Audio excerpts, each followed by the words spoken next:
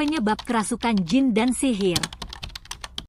Kalau syaitan yang masuk ke dalam tubuh manusia, sering mengganggu pikiran atau was-was atau membuat takut dan seterusnya, ini harus diruqyah atau seperti apa?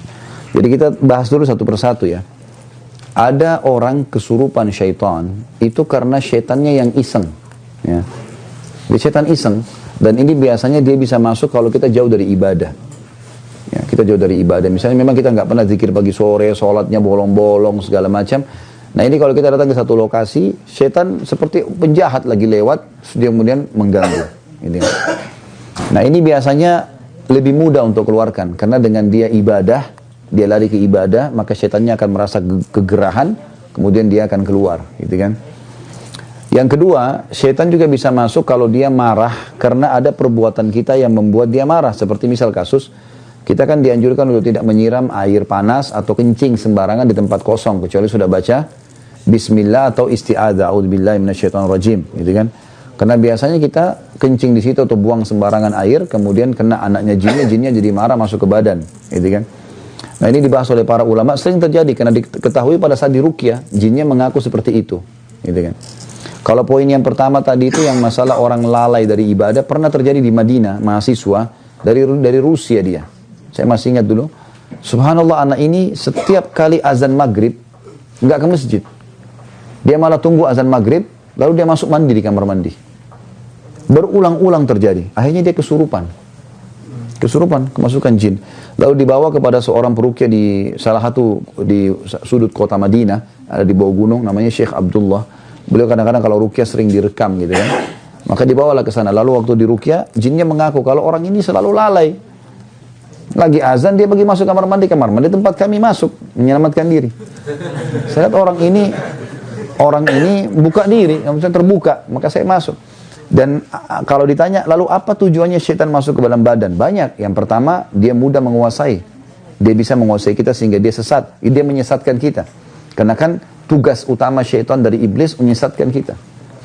Makanya kata Nabi SAW, kalau kalian sedang menguap, tahanlah. Baik tahan dengan bibir atau kita tahan dengan tangan. Karena kalau dia buka, maka syaitan akan masuk ke dalam tubuhnya dan menguasainya.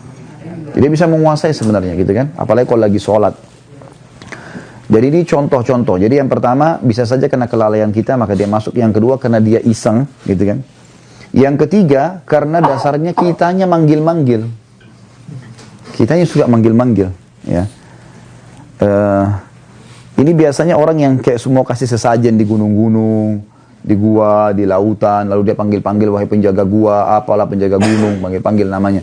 Nah ini biasa kena panggil-panggil nanti dia bisa kesurupan, gitu kan? Kesurupan. Yang keempat, dia ditransfer oleh orang lain seperti tenaga dalam, ya. Itu biasanya kan syaratnya dimandiin malam hari, apalah dengan rujuk kembang, apalah segala macam ini, maka ditransfer syaitan itu. Bahasanya di Indonesia biasa transfer aura. Padahal sebenarnya bukan transfer aura, itu tuh memang ada jin. Karena rata-rata teman-teman yang pernah belajar ini, tenaga dalam, segala macam, mandi tengah malam, ini begitu kami ajarin ruqyah, begitu dia ruqyah, dia muntah-muntah. Reaksinya sendiri ada. Gitu. Jadi memang reaksi itu bisa terjadi. Ini termasuk bisa. Yang kelima, bisa saja syaitan masuk justru karena dikirim oleh para penyihir.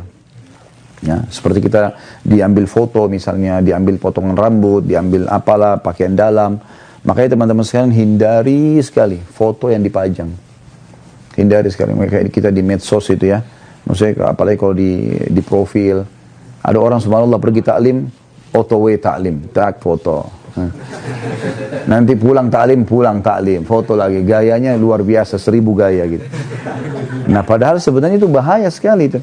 Karena kalau ada orang yang hasut sama kita atau malah suka dengan kita, dia bisa ambil foto profil itu, dia sihir. Sudah cukup untuk menjadi alat sihir. Nabi SAW pernah disihir oleh Lubab bin A'sam, orang Yahudi. Ya, Nabi SAW sebulan teman-teman nggak sadar, nggak tahu apakah sudah kasih giliran istrinya atau belum. Sampai kadang-kadang istrinya ingatkan, ya Rasulullah belum Anda datang ke tempat kami. Seperti itulah. Maka yang terjadi pada saat itu, Nabi SAW berdoa kepada Allah setelah sebulan, kemudian Allah berikan petunjuk, ternyata Allah buka melalui malaikat yang menyampaikan ada seorang Yahudi namanya Lubab bin A'sam. Dia tinggal di suku Za'far dan dia mengambil potongan sisir Nabi dan rambutnya yang dililit di batang pohon kurma yang sudah rusak, terus ditaruh dalam sumur tua. Maka Nabi SAW mengajak Zubair dan Ali radhiyallahu anhum ajma'in, lalu membongkar sumur tersebut, mengeluarkan lalu memusnahkan buhulnya. Ya. Maka ini harus hati-hati teman-teman sekalian. Ya. Kita harus bertakwa kepada Allah. Kata Nabi SAW, siapa yang datang kepada dukun, peramal, penyamun, penyihir, bertanya saja, belum percaya. Coba tebak tangan saya, coba saya mau tahu nasib saya, coba gini dan begitu, maka tidak diterima sholatnya 40 hari. Ke belakang ya, bukan ke depan. Jadi teman-teman gak usah tanya, saya masih sholat gak Ustaz?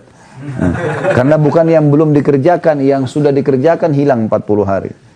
Kalau 2 kali ke dukun ya hitung saja sendiri, 10 kali ya hitung saya sendiri, urusan Anda sama Allah udah, gitu kan.